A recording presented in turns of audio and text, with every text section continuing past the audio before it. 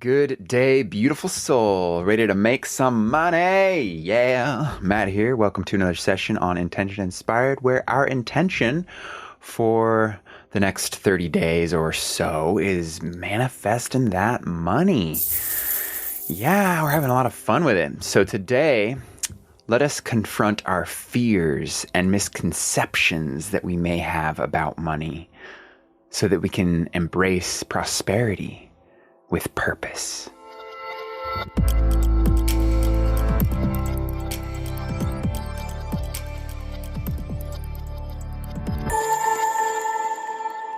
I am a big fan of Robert Kiyosaki. He really helped me gain a whole lot of financial literacy back in high school when I first understood that I'm going to have to take matters into my own hands, when the response from my parents anytime I wanted something was, honey, if you want that, you're just going to have to buy it yourself, because we did not grow up with a lot of money. So the blessing in disguise was it had inspired me to focus up on what money is all about. And Robert Kiyosaki just held my hand through so much of my financial wealth. And one of the most inspiring takeaways from Robert Kiyosaki is his statement, don't work for money, make money work for you.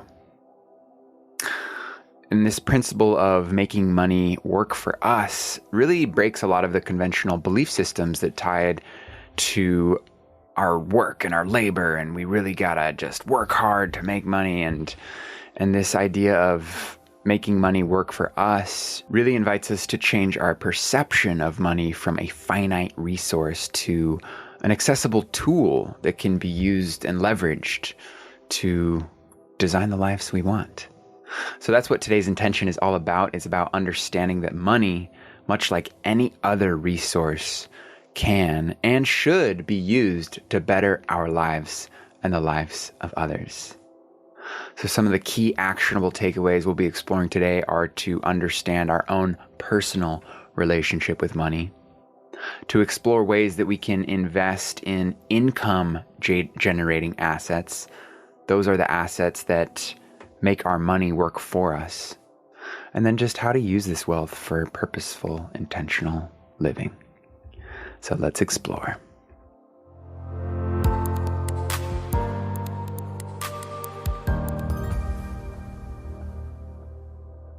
Robert Kiyosaki once said, "The size of our success is measured by the strength of our desire, the size of our dream, and how we handle disappointment along the way."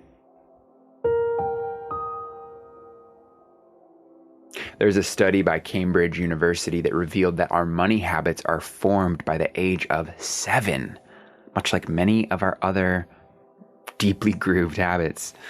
So this just implies that our financial attitudes and behaviors are deeply ingrained and might need some significant effort and just practice in awareness to transform. And we can rewire our brains. Our brains are malleable. And to form these new empowering habits simply just requires consistent practice, awareness, developing new financial literacy as opposed to defaulting on old beliefs and thoughts and language around money. So let us embrace this opportunity and reshape our financial future.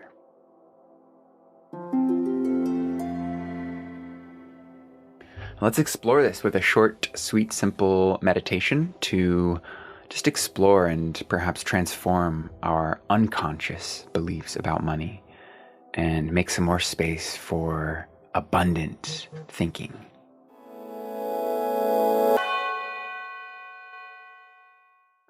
Let's begin by finding a comfortable position where we can just relax, yet remain alert and present wherever we are. Begin by closing your eyes and just taking a deep breath in,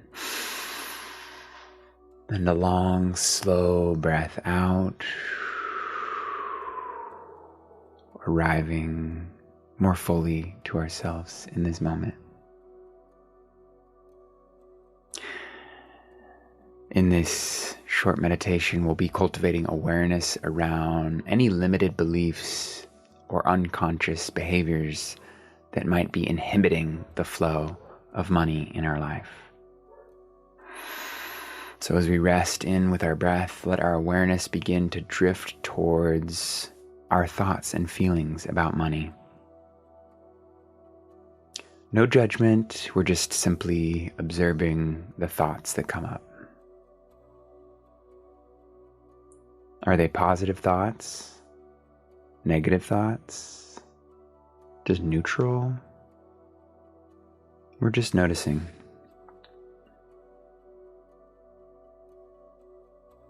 Perhaps we notice if there are any reoccurring thoughts or patterns we have around money. Do you find yourself worrying about not having enough? Or are you afraid of losing what you have? Perhaps there are beliefs that you're undeserving of wealth, of abundance. All of our unconscious beliefs, when we bring them into our awareness, that begins to dismantle the power they have on us. And they can begin to be explored and challenged. And now with each inhalation, each breath in, we're going to visualize a golden light of abundance entering our body. And with each breath out, see those limiting beliefs leaving the body. Deep breath in with that golden light entering our body. And on the exhale, any fear-based thoughts leaving the body.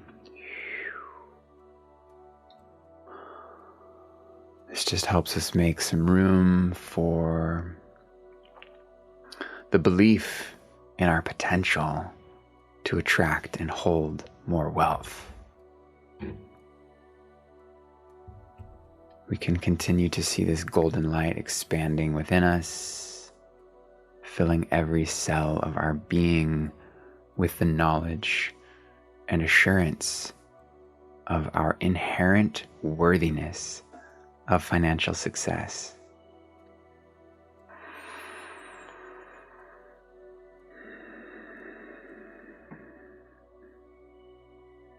Feeling this energy transforming any residual fear or uncertainty into a confident belief in our capability to create and sustain prosperity.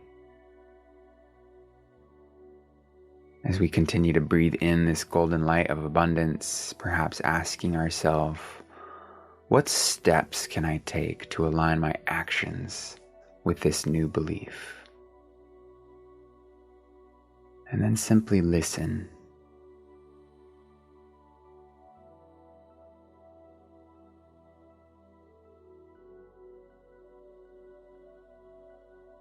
The answers are within. Seek and you shall find. They may come as images, feelings, words, or just a knowing. You can trust what you receive.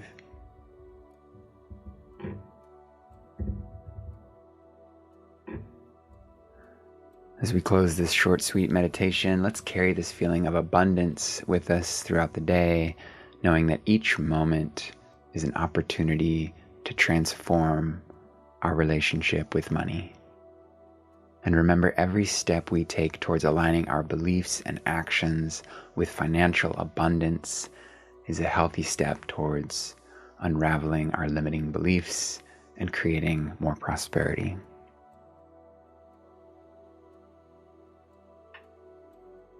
As you're ready, feel free to open your eyes, bringing awareness back to our surroundings, breathing in this new sense of purpose and resolve, On your next exhale, you can silently affirm to yourself, I am capable of creating abundance.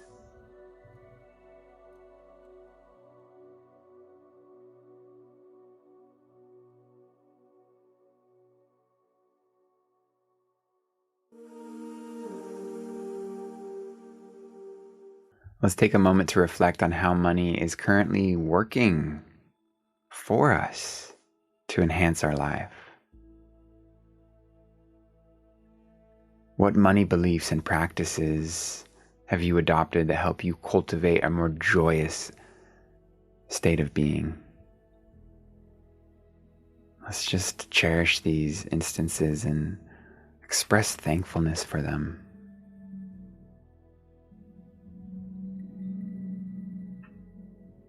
And on the shadow side, let's reflect on our less than fun relational dynamics with money. Where might you experience anxiety or fear with money? Where might you be unconsciously blocking the flow of money?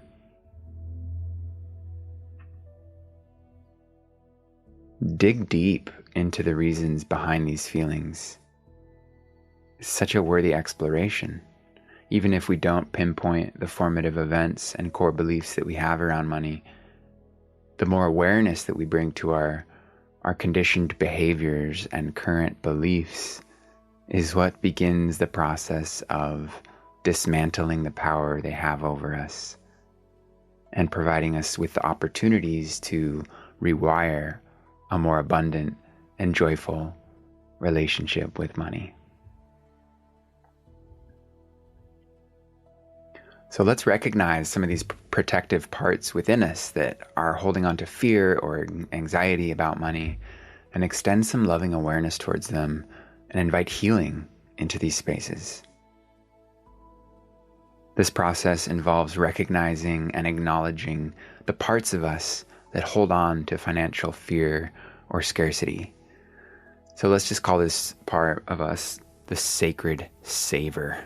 We've all got our own sacred saver in us. Let's just recognize that this part of us develops out of necessity. It's on our side.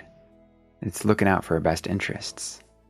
And perhaps our sacred saver developed these fear-based perspectives because they were trying to navigate a past financial instability or some past uncertainty.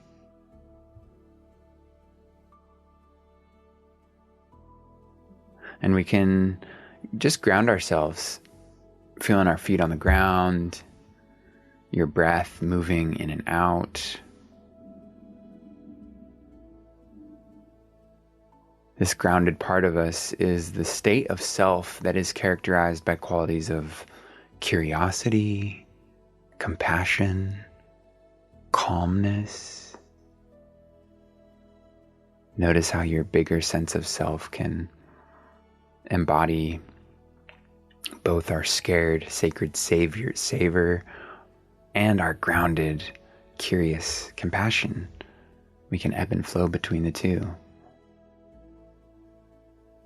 So we can start to get to know our sacred saver simply by inviting the sacred saver into our awareness. Ask it what it is afraid of. What does it believe about money and about your capacity to generate wealth? Let's just listen for a moment without judgment.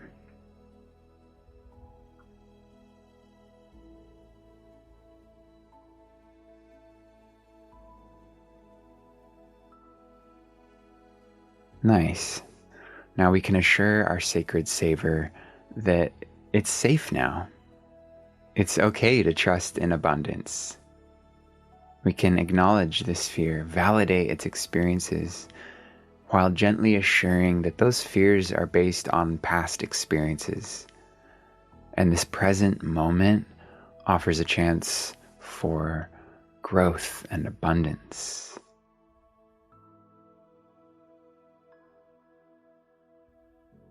And as this sacred saver feels heard and acknowledged, perhaps we can meet it with our prosperous self.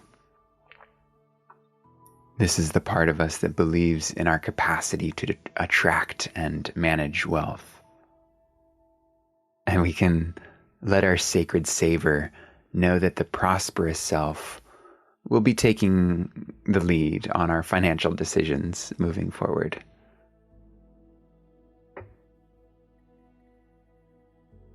We can just spend a few more minutes allowing the sacred saver part of us and the prosperous part of us to integrate this new understanding, expressing gratitude toward the sacred saver for its protective role, and towards the prosperous saver for stepping into leadership.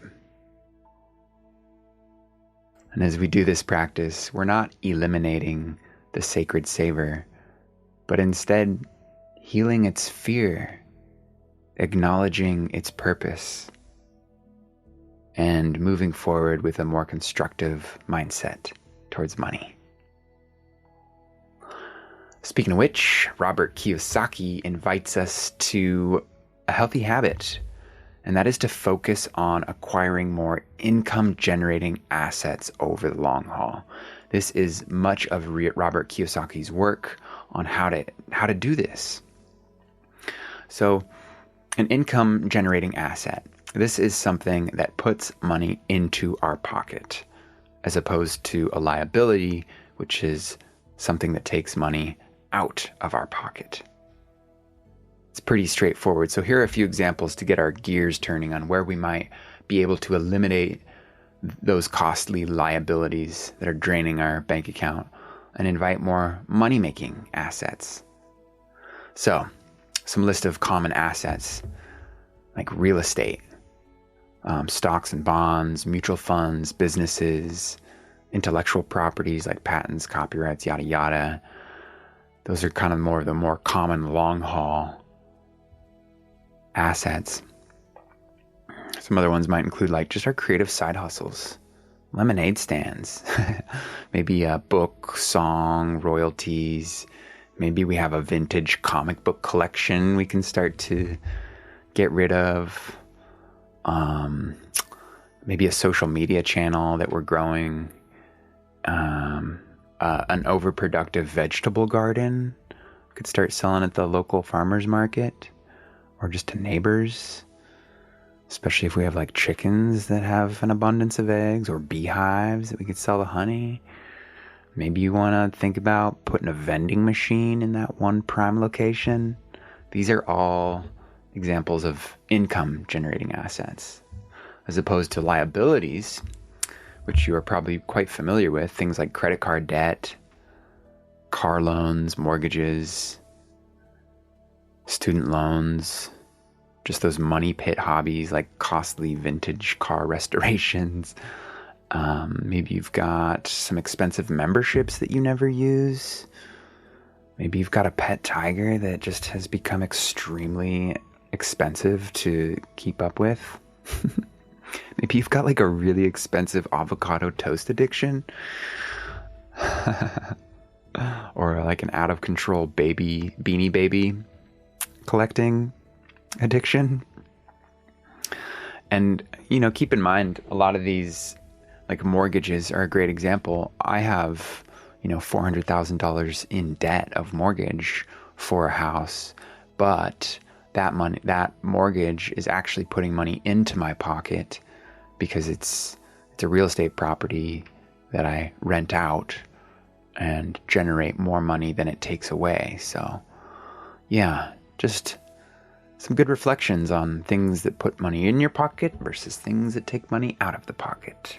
And as we reflect on yesterday's session with Dave Ramsey, let's act our wage. Let's create a healthy balance of these assets and liabilities by continuing to observe our money spending habits and, slowly just making those changes to include more assets than liabilities.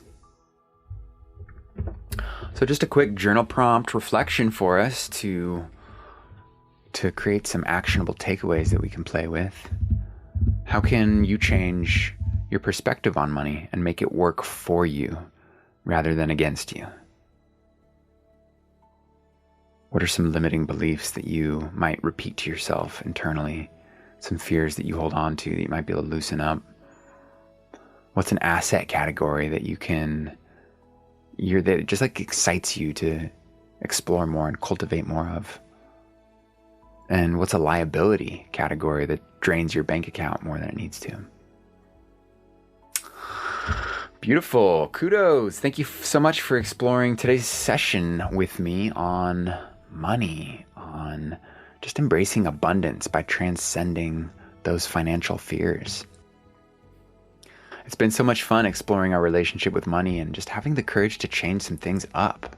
This is a long haul journey. So we're just planting some really healthy seeds towards the path of purposeful prosperity, slow and steady, stoking out our future self.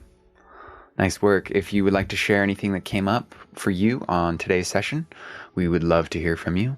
Feel free to hop over to intentioninspired.com and share in our community activity feed. All right, looking forward to checking in tomorrow as we continue to cultivate our money magic. Peace, love, prosperity. Prosperity. Prosperity.